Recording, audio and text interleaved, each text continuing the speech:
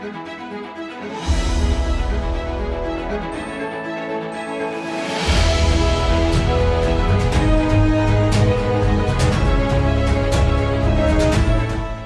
to Politics NY's newest video interview series in the community, which is sponsored by AARP. I'm Robert Posericky, Executive Editor of AM New York Metro. Today we'll be in the community with City Council member Shekar Krishnan of Queens. He represents the 25th District, covering the neighborhoods of Elmhurst and Jackson Heights. He won the seat in 2021 and will be up for re-election in November to complete his term. Councilmember Krishnan, great to have you with us.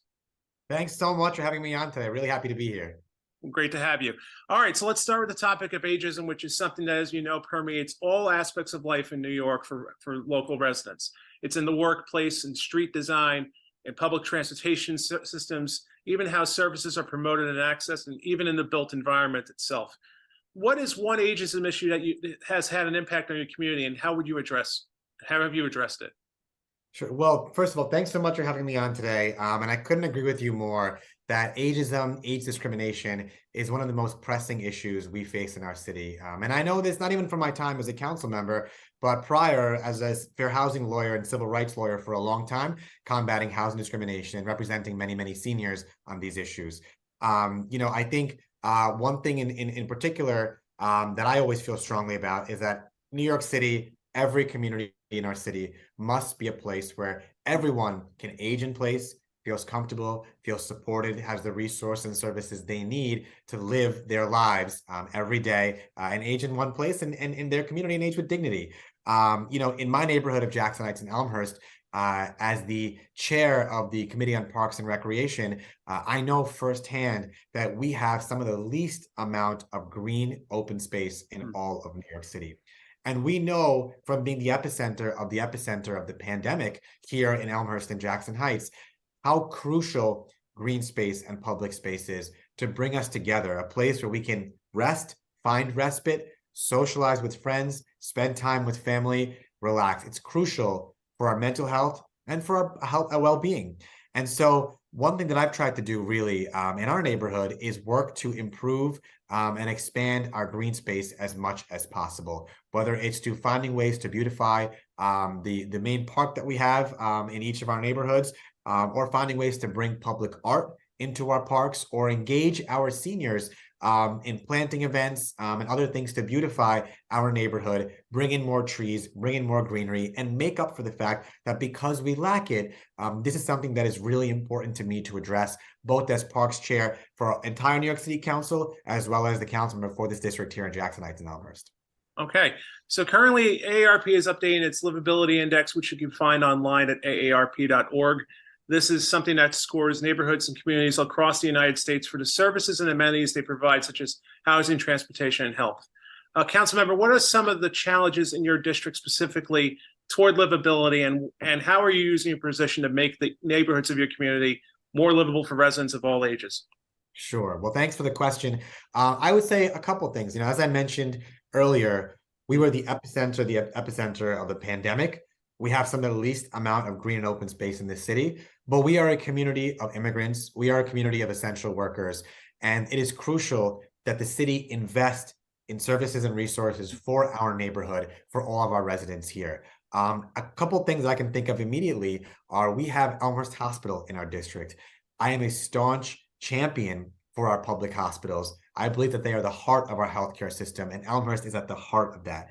So I have fought unwaveringly over the years to secure millions of dollars in funding for Elmhurst Hospital, to open new clinics, to fix up the main entrance, to open up a new clinic for a hand surgeon, and other ways to really address the lack of investments that Elmhurst Hospital has had, but badly needs. And the reason for that is because healthcare is so important, from our children to our seniors.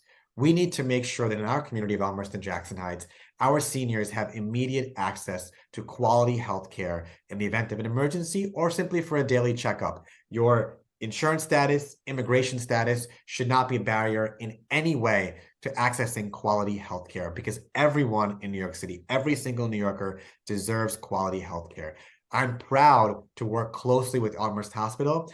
the Speaker of our New York City Council, our borough president, and my colleagues in the City Council to bring much needed investments to Elmhurst Hospital to make sure it has the resources it needs to provide quality healthcare for everyone in our community. And I've heard from so many seniors, from families, how it has made a difference in their lives. And I will continue to fight strongly every day for Elmhurst Hospital. Secondly, as the Parks Chair of our New York City Council, I think it's crucial that our community benefit far more from more plantings, trees, and green space. We know how important parks and green space are for our health and well-being at any age. And for me, it's important that a community like ours that ranks 50 out of 51 council districts when it comes to green space and public space, that we see the investments in our public spaces and green spaces that we desperately need. One thing that comes to mind is I was proud to work with the New York Restoration Project, the Department of Transportation, the Parks Department, to create a project where we engaged many seniors in our neighborhood in tree plantings along our median on our 34th Avenue open street. Beautiful plants that were put in, beautiful planters that were there. It became really a community project that engaged many of our seniors and at the same time brought much needed shade and beautification to our neighborhood. And these are the kinds of things that I want to do to keep making sure that we're both investing in and expanding our green spaces for everyone in our community. So let's talk a bit about your district as a whole. And I know you've mentioned, healthcare and trees and open spaces are very big issues, but what else would you say is the top issue in your community that you've heard from your constituents over the past year? And what have you done to address it? One of the most critical issues, I think, facing our entire city is our housing crisis. I always say housing is the most urgent crisis we face in this city because it connects to every other crisis around us. And as rents continue to rise in this neighborhood and across New York City, I am especially concerned about the impact it will have on tenants who cannot afford their rents, who may be on public benefits like DRE or like SCRE, from young families to our seniors who are born, raised, live in this community, but are really in fear of being displaced because of rising rents or predatory behavior by landlords or otherwise. One of the top priorities that I've really invested in is find ways to protect people in their homes. My office has worked with many seniors and constituents who have come in to help ensure they can get access to their SCRE benefits, to make sure that if they feel that they're not getting adequate accessibility upgrades in their apartments, we've been able to work with them to put pressure on our landlords to make sure that our apartments are made accessible, that our seniors have the public benefits they need to afford their rents. Looking always for opportunities for more senior housing in our neighborhood too, and across New York City, and ensuring that the rights of our seniors to stay in their homes are protected from any kind of harassment or discrimination. We've worked closely with community organizations, legal services organizations to protect the housing rights of those who live here, and will continue to do so. It is an urgent issue for everyone in our community. And honestly, the fight for housing justice and affordability connects to every other crisis around us. That's definitely something that's been echoed by your colleagues around town for sure. And finally, what is there anyone whom you've worked with in the community in your district over the past year that you would like to recognize for their positive impact? I've been so proud to work with so many individuals across our community. One thing that really stands out to me is we are a community that has many historic and special NORCs, or naturally occurring retirement communities.